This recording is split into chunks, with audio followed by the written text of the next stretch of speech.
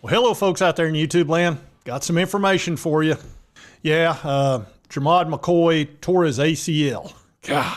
And Tim Banks did sign his extension, it appears. And then we're also going to talk about how Bama wanted Carson Beck. First, let's get into the McCoy story. Good grief. This is pretty much all over the X and, of course, on news. All SEC defensive back. He's going to miss spring practice after tearing his ACL during an off-season training session while he was in Texas. And I tell you, what is it about a non-contact injury? It seems to always either be the ACL or it's an Achilles or something like that. We've seen that with Zeke Ziegler. We saw it with Hendon Hooker and now Jermod. There's something about these non-contact injuries. They're just always an ACL. And this was our best defensive back last year. I mean, he made that incredible play against Alabama, saved our bacon there, and several other great plays that really probably won the game. And I hate this for this young man. Now, here's the thing about an ACL. It's not like it used to be. Back in my day, in the 80s, 90s, you had that happen, you were toast. You never came back right. Nowadays, you absolutely can come back 100% and typically do. The question is, can you do it in 9 months? That's the issue. That would be a little bit fast to come back to 100%. So that means Tennessee might be looking for some additional backup in the portal in the spring, just in case.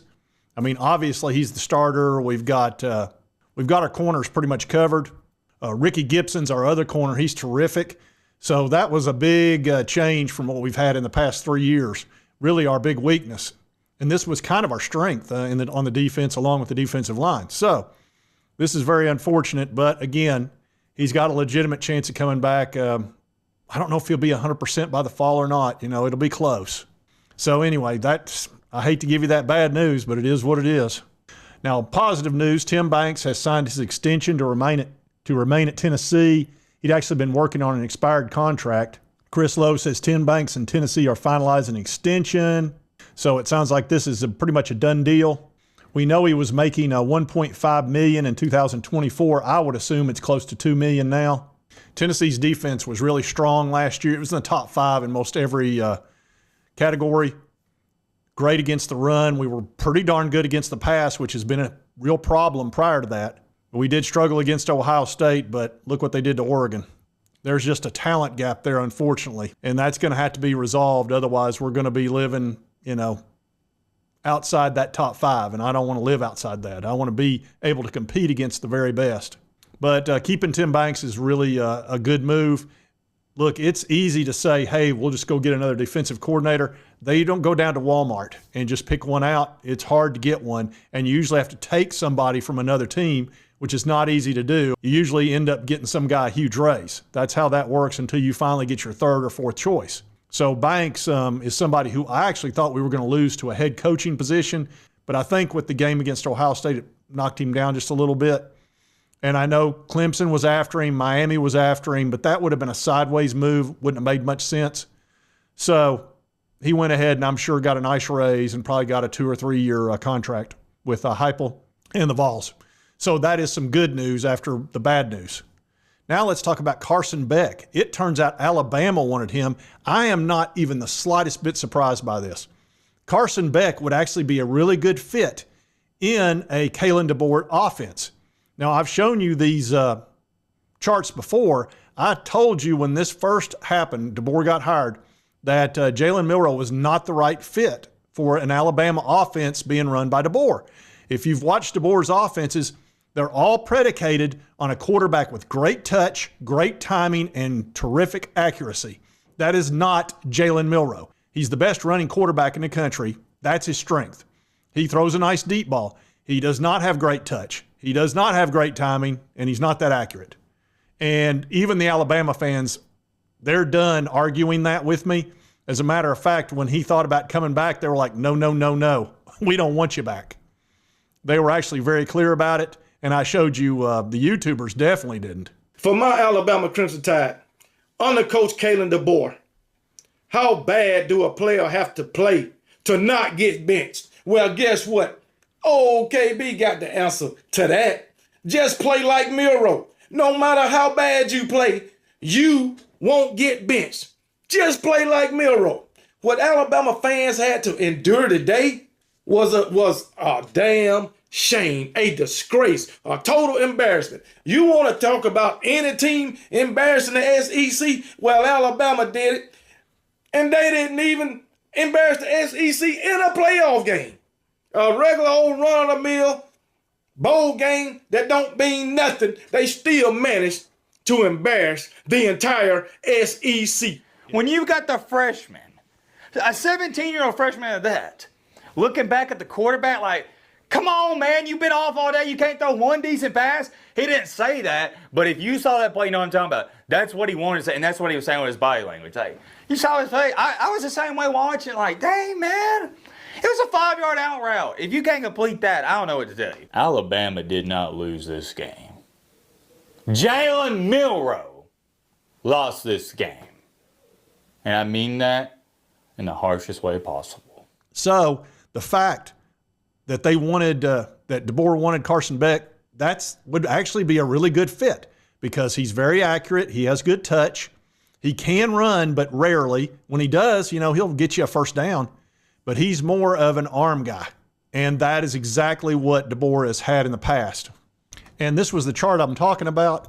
As you can see, Penix threw for almost 5,000 yards, which was phenomenal.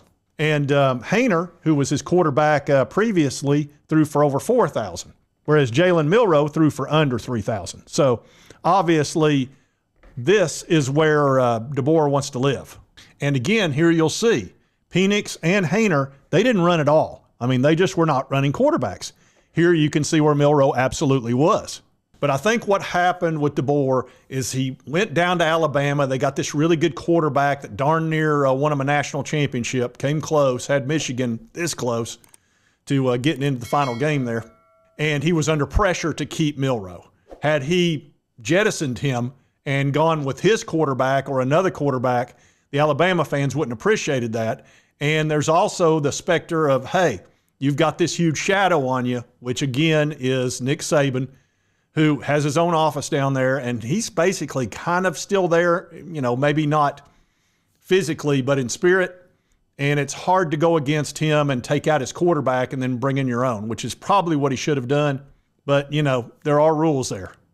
I don't give a piss about nothing but the Tide, baby. Don't give a piss about nothing but the Tide. I love America and I love the Tide, baby. Tide, go get them. Tide, go take them down. Now, after going 9-4, he needs to do his own thing. He needs to go get the quarterback that he wants and spend the money and get back to what he does best, which is throwing the ball with tremendous accuracy and what I just explained. So anyway, the fact that they wanted Carson Beck, and actually in this story, Bama contacted him before anybody. So it's one of the more shocking developments in college football. It says U.S. Today's Matt Hayes reported Wednesday that Georgia, of course, I kind of felt like they wanted him back, but I don't think they were guaranteeing him the starting position. He was probably like, well, you're going to have to beat out Gunnar Stockton. He was probably like, nah, I don't think I'll do that. I think I'll go take the money. And they may not have offered him as much as what Miami was willing to do. But Alabama was obviously heavy in the mix. And he threw for almost 8,000 yards while he was there, almost 60 touchdowns, 20 interceptions. He had good numbers. He was 24-4 over 2 years. And as you can see, Milroe had 16 touchdowns, 11 interceptions. That doesn't work in a DeBoer offense. And says Beck chose Miami over Alabama and, of course, Georgia. Plus his girlfriend's down there. So almost $4 million was the NIL has been reported. And his girlfriend lives there, which the pressure she put on him. So I would say he made the right choice for himself. Plus, if you go to Alabama, then you got to play Georgia. It gets ugly. I'm telling you, it's probably best that he got out of the conference and just went somewhere where he's probably going to put up really good numbers because Miami's got plenty of talent and they'll be playing a lot of teams they're way better than. It'll get him the numbers he wants to go in the NFL. So I think he made the right choice. The fact that Alabama was after him doesn't surprise me in the slightest. Anyway, I did want to bring you all those stories, and sorry about the Jermod McCoy thing. Dang it. I swear. But that's what happens in sports. People get injured, and these non-contact injuries, God, I'm sick of them. It makes you wonder, did maybe he had pre-damaged it, or maybe Hendon or Zeke, maybe they'd already torn it just a little bit, and then when they put maximum pressure on it, Who knows what causes that? Maybe it's just bad luck. Anyway, if you like this content, be sure to hit that like button. Let's me know continue to cover all these big college sports stories. If you've not subscribed, boom, boom, boom, hit this little button right there. It won't cost you a dime, help you get my videos. And right over here is the most recent video YouTube thinks you'll enjoy based on your viewing history. We'll see you next time on Sports Talk Jay. Well, bye.